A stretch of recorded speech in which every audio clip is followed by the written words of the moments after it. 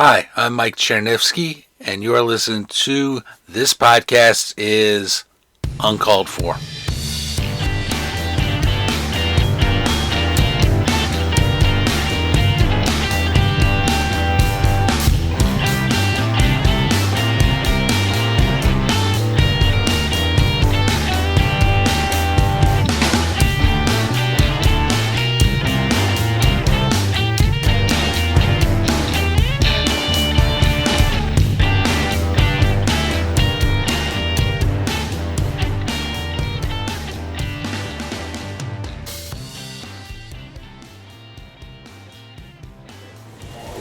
Hi everybody, welcome to the podcast.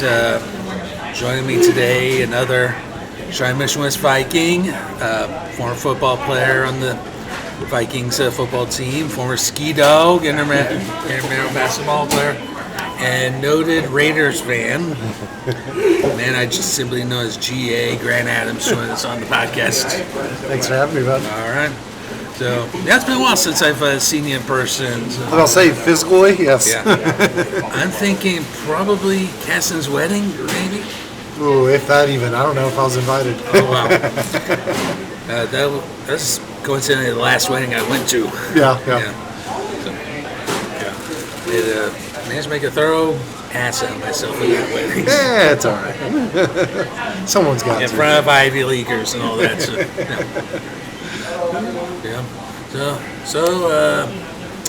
I see you're working with the Water District. And Yeah, I previously was. I was with them for about 6 years. Mm-hmm. Now I'm working for a local healthcare technology company. Nice. So I'm working on the government's risk management compliance side of things. So I do all the compliance, heading up there, like SOC audits and stuff like that. So. Good deal. Yeah. That's awesome. So we got a lot of things to talk about. So let's talk about our time at West. And I know it was a long time ago, and we're just down the street from West. Yep, so yep. yeah. And in the old stomping grounds, right? In the old stomping grounds, exactly. It was an enjoyable experience. Yeah. Definitely unique from other opportunities. So. Yeah. Definitely a growing experience, and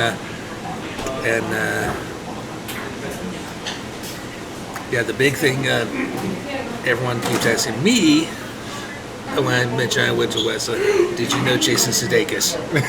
Yeah. So no, I did not. He was more my brother's year, if I remember right. He was Paul Reed, Justin Sudeikis. Yeah, he was a Jason. Yeah, Jason. He was a senior freshman year. Blachek had an interesting story about him. Yeah, my brother does too. Yeah, good deal. I have a feeling, just growing up around here, everybody's got interesting stories about each other. So. Yeah.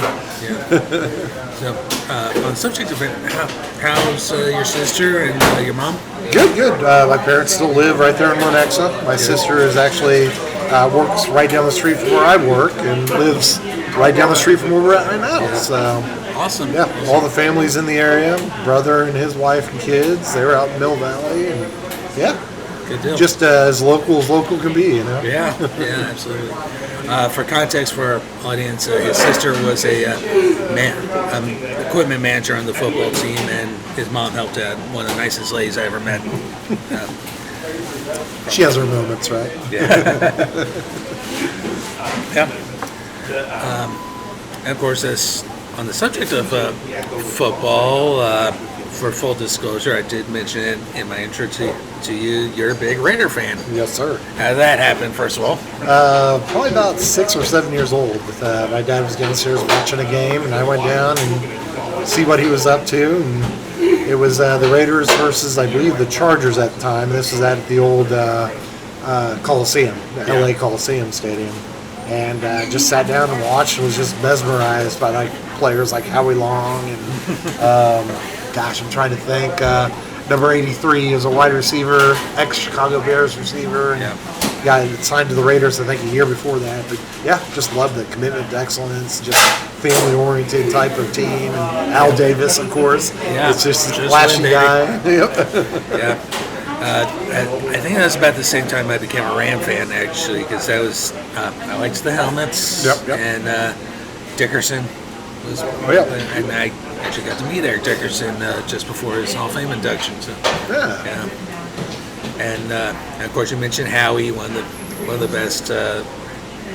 Certainly a character on the TV, and his son Chris played for the Rams. Yep. As well, yeah. They had two sons in the NFL. I think Yeah, one was Kyle. the D-line, the other was O-line. Yeah, Chris was D-line and Kyle was O-line. Yep. Yeah. So, yeah. And of course, when the Rams moved to St. Louis, which would have been the same year I started playing football, Yep. our junior year, I became even more of a fan. And then 2016 goes around, and it feels like my heart was trying to. Because I don't know what the Raider fan experience was, but certainly from the St. Louis perspective, we feel we were lied to and about. No. We were branded as, oh, you're not real football fans, you're just a baseball town. Yeah. Yeah. What was the Raider reaction to that whole situation? That's one of the unique things is like they always talk about Raider Nation and stuff. It's all over the place. So it doesn't matter really the venue in my mind. It's just just a part of life, like Right. And so with them, they always be from Oakland, LA, back to Oakland, Down to Las Vegas. I mean, it doesn't make really much of a difference. At least for me as a Raiders fan, where they play. I do like the aspect that they do have their own stadium, Yeah. not sharing it, or it's not like I mean, I guess It's not UNLV falling plays apart. there and stuff, but yeah. But it's just, it's one of those things where it's a true home field stadium, even though it is in Vegas, and there's, probably a lot of times where it's sold out for the other team, but it's just, it's part of it, and I never had a problem with it. I mean, me being from Kansas City too, I've got a little different perspective, but Yeah, just exactly. talking with some fans, from California and stuff, they all still follow. They're like, it's a way of life. It's Yeah. not really I don't know. You have to be from that town. Yeah, I don't know any Charger fans, but I have heard that they're not too happy with the Charger aspect of Yeah. all of that. In that case, they actually had a little bit of a say in that they got to vote on their on a new stadium there, and they soundly rejected it. Yep. And I feel that Dean Spanos and Mark Davis now were a hell of a lot more honest to their fan bases than Stan Kroenke and Kevin Dumoff were. So, Well, it was, I mean, like I'd never experienced Oakland, but just from like talking with some of the fans, just how terrible the stadium it was. And I mean, it sucks that you're losing that atmosphere, but at the same time, if you're, putting everybody's health at risk, basically, it's just not. yeah. I've heard horror stories about the Oakland Coliseum. Yeah. And, glad the A's are getting out there. Exactly. Yeah. Yeah, it's unfortunate. It would have been nice to see them do something, but oh well. Yeah, but it's California and they don't really do that sort of thing. Yep. Yeah, it's gotten to the point I barely follow the NFL anymore. Yeah, I did kind of follow this past season because, believe it or not, even though I'm not a Chiefs fan, I'm 2 degrees of separation from the whole Kelsey Swift romance. Yeah. One of my Chesco workers is neighbors with Travis Kelsey. Nice. And he's told me all sorts of interesting things that happened when that romance started. So I'm sure it's been a very lively, entertaining moment. I've been told paparazzi in the neighborhood climbing trees trying to get their photos, black security vans in the neighborhood, neighbors being ID'd just to get in and out of the Yeah. house. And it's a nice neighborhood too, so on top of it all. Upper Briarcliff, Yep. yeah.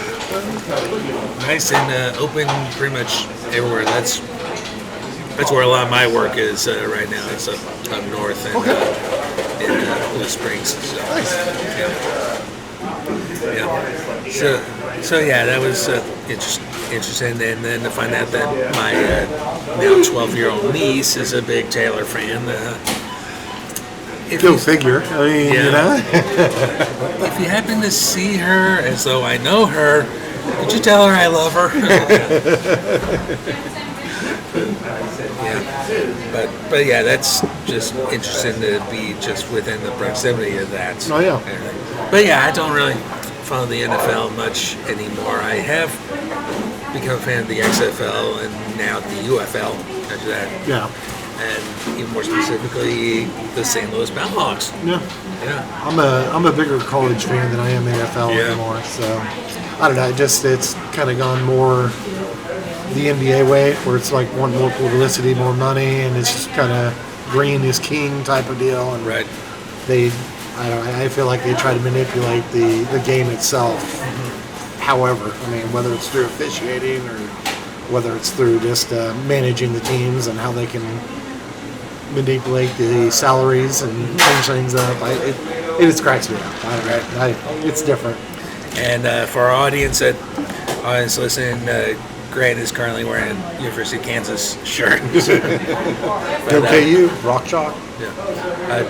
Did you go? I know you went to Baker after we graduated. But, I played football and did track at Baker. Yeah. So. You didn't go to KU at all. Nah, I lived up there and wanted to go there. Glenn Mason was the coach my senior year, and sent him some video and stuff. I was hoping to at least get an opportunity to walk on, and was informed that I could walk on, but he couldn't promise me anything. Yeah, that's the thing about walk-ons is you're not.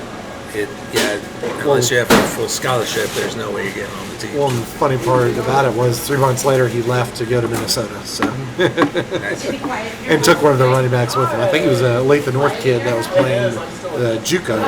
He was in the JUCO route, but yeah, took him with him too. He was supposed to go to KU too, so yeah, it's the way the things work anymore. So. Good deal. I only said I went to schools in college that did not have football, but we do have Division I basketball. Yep. Yeah, proud UMKC alum. Oh yeah, the Ruse, baby. The Ruse. I got my cousin's daughter's going there right now. So. Excellent. Yep. Excellent. So yeah, the only time I went to a KU game actually was they're playing the Ruse at Allen Fieldhouse. Yep. And we got our butts kicked. But how was the atmosphere though? And I will say this. I tend to give KU a lot of crap, but at least the fans treated us nice. All right. I always hear different stories from K-State fans. That's why I asked. Yeah. Now K-State, I was fortunate enough to go see the Ruse play K-State at Municipal. Where we beat them by 41 points. Yeah. Right after I graduated, I took my sister, all my siblings are K-Staters, by the way, and it was just dead silence to drive home. Go figure, Yeah, that was when Michael Watson was with the team, of course, and best Ruse player ever. And sad he didn't get his chance to go pro, but he was damn good player to watch.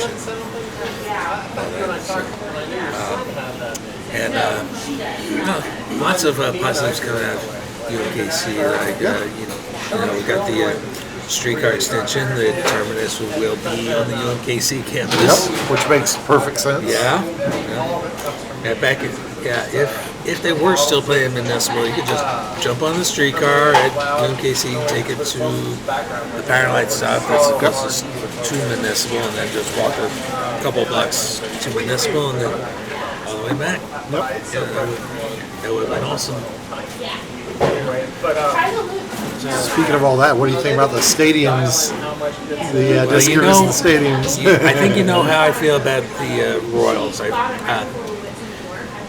One of the reasons, and that's one of the reasons I wound up choosing UMKC was I want to inform myself on Kansas City politics as much as possible, and I want that team downtown. Yeah. Oh yeah. I think 100%. that team needs to be downtown, and I've seen quite a few ballparks that are downtown, and nothing like it.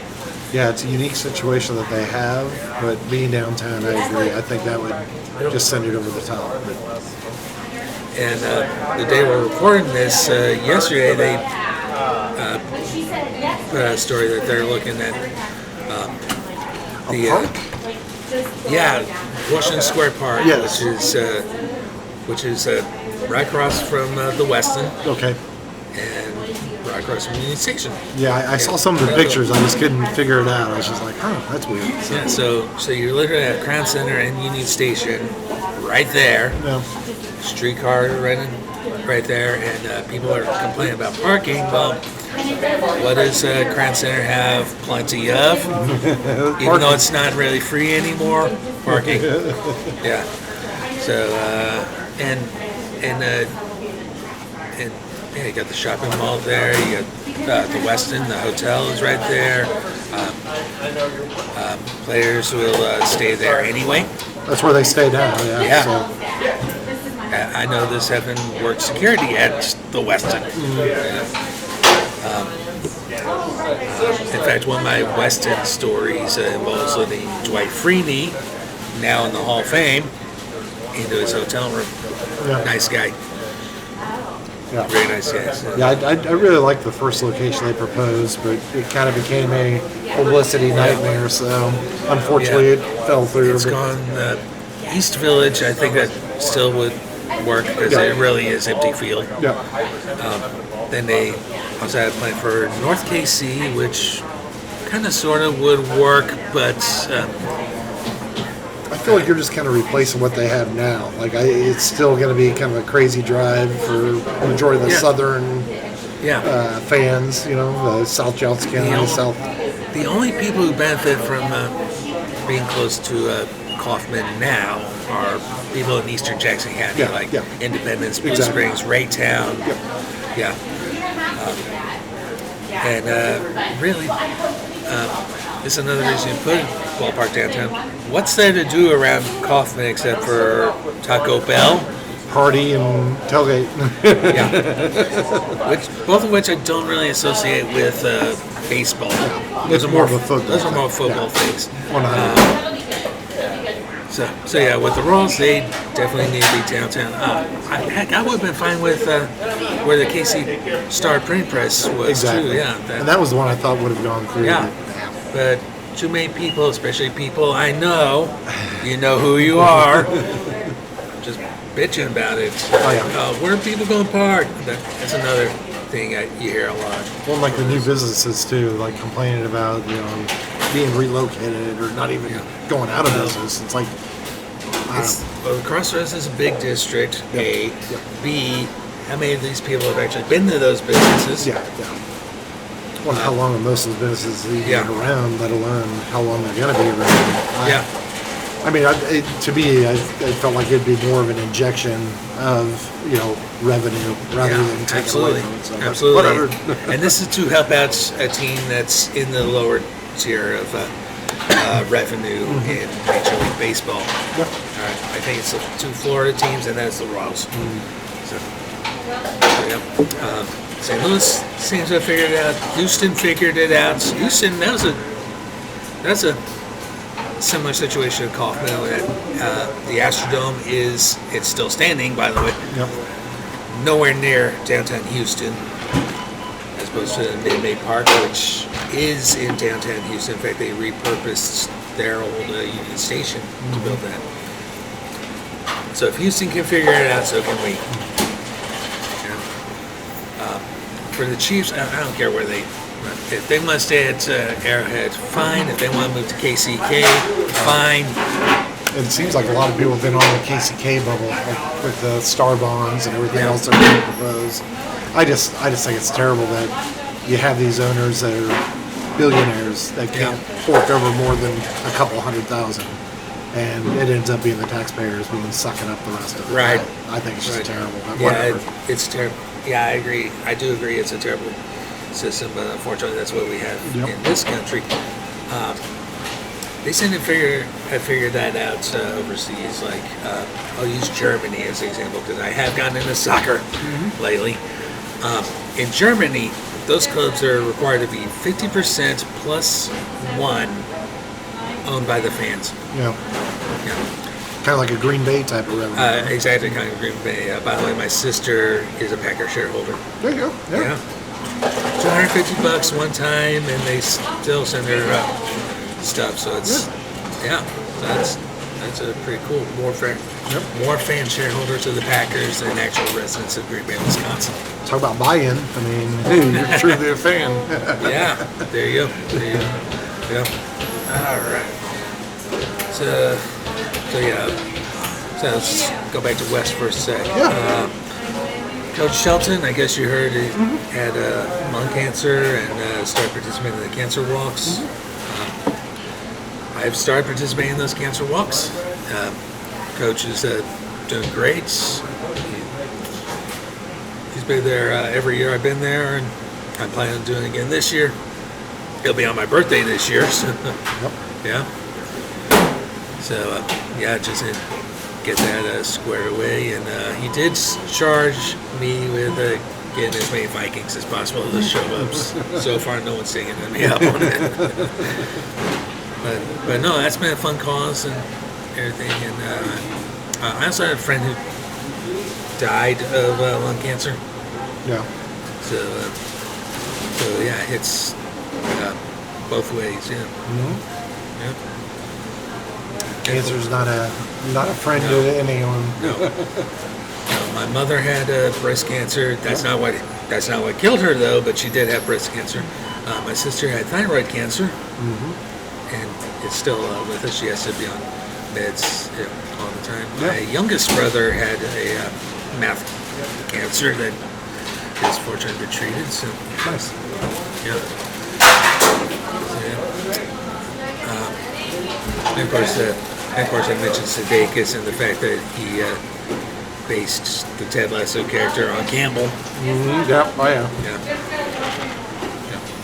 And that was an interesting episode of this podcast. Was talking with researchers who are writing a book about Ted Lasso. Really? Yeah. Oh, you knew Diane Campbell? Yeah. Oh gosh. He definitely was a character. I'll give him credit for that. So. I hear he's still teaching. He was at West for quite a long time. Yeah, he was at West for a while. And then, was he at Olathe Northwest now? Or I forget? He's in Lee Summit now. Okay. Yeah. So I thought he had followed Coach Todd Dane. I thought he followed him. So. Yeah, Dane's over South now. South, Yep. yeah. He's tearing up his principal there. Shout out to Todd Dane. Yeah, Coach Dane. When I started this podcast, there was that viral clip of Coach Dane either getting into or getting out of his pickup and sliding. Oh yeah. Yep, I remember that. Yeah. I remember that because I brought it up with Sewell. Yeah. Because it was shortly before that again, before I started the podcast even. And of course the ski dogs.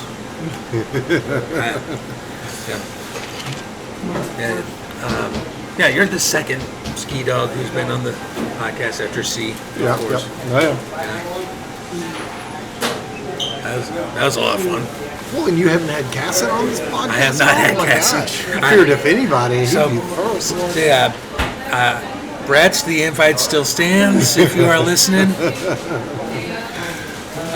Same absolutely goes for Hidaka. Well, yeah. Yeah. I'm surprised Nick hadn't done it too. Yeah. So I guess you started a rivalry with Nick recently, or No, not me. He wants to make it a rivalry, but it's no rivalry. When you get dominated like he does. right? We love the Chiefs. Yeah, no, we give each other crap. Sometimes if we're golfing, we'll write things on the golf balls and take pictures. Nice.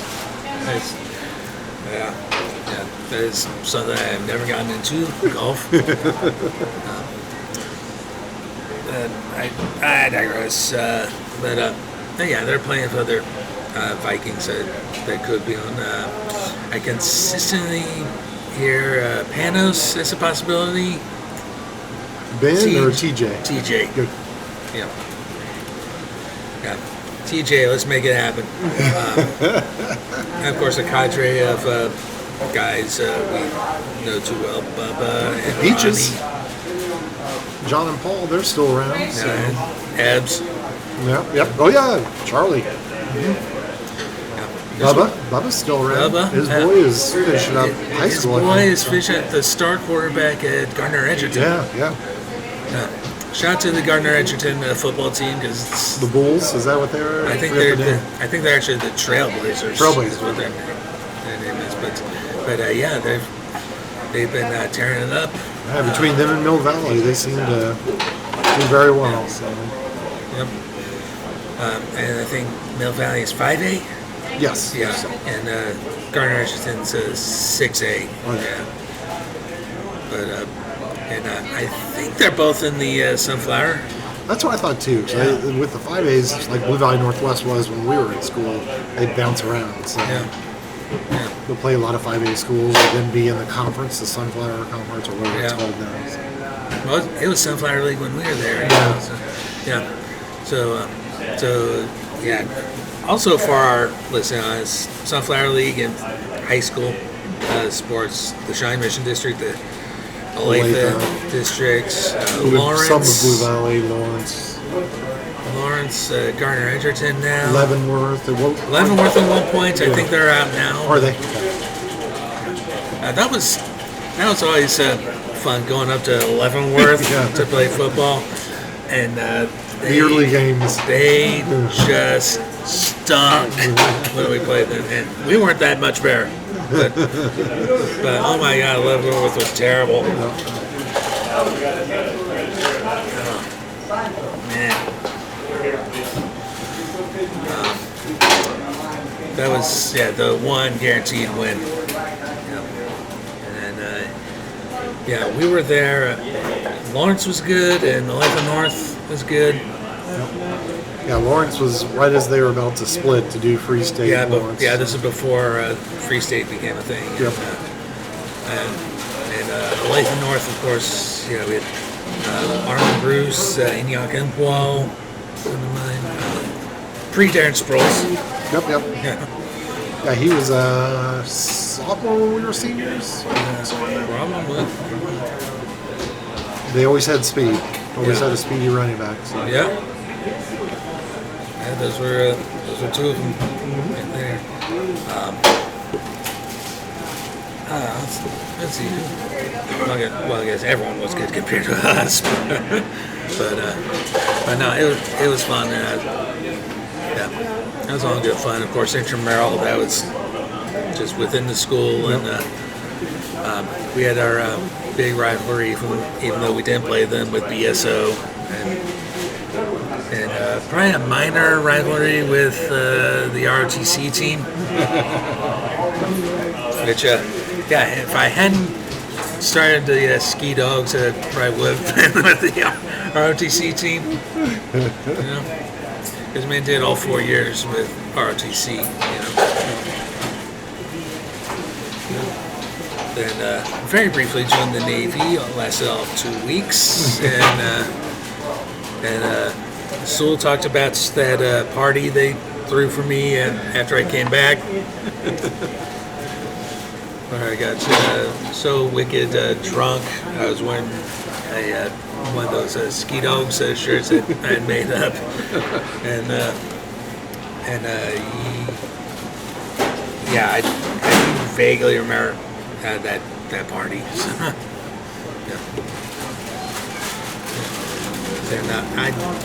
I don't think you were at that party, were you?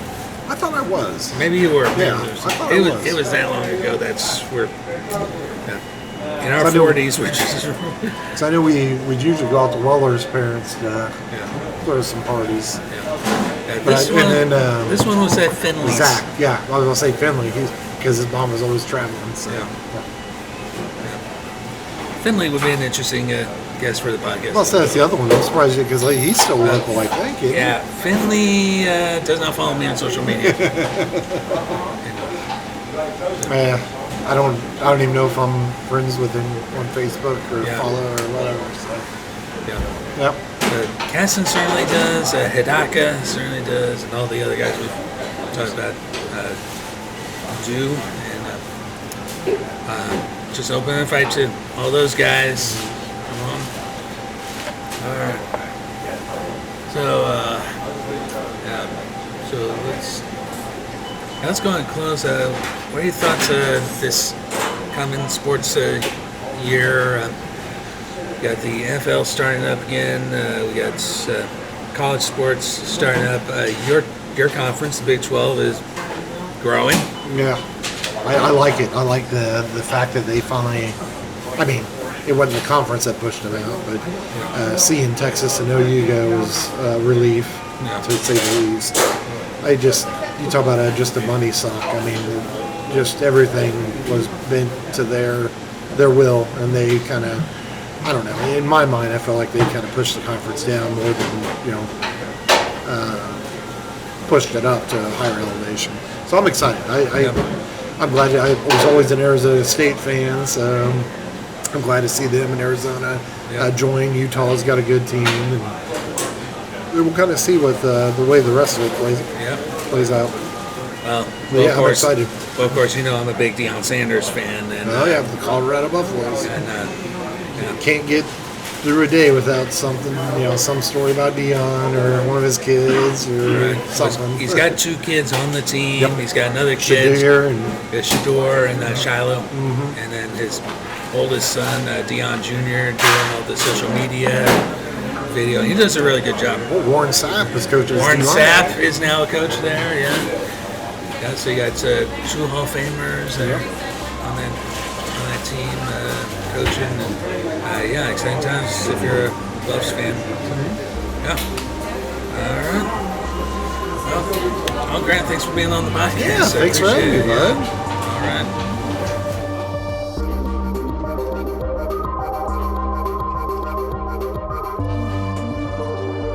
This podcast is Uncalled For. It's hosted, produced, and directed by myself, Mike Chernevsky.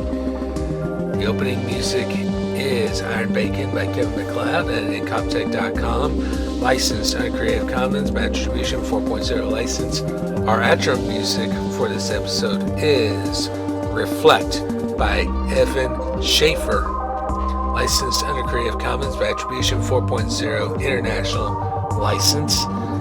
And once again, going to invite some more Shawnee Mission West Vikings on the podcast, namely Nick Hadaka, Brad Gasson, Bubba Powell, Ryan Hall,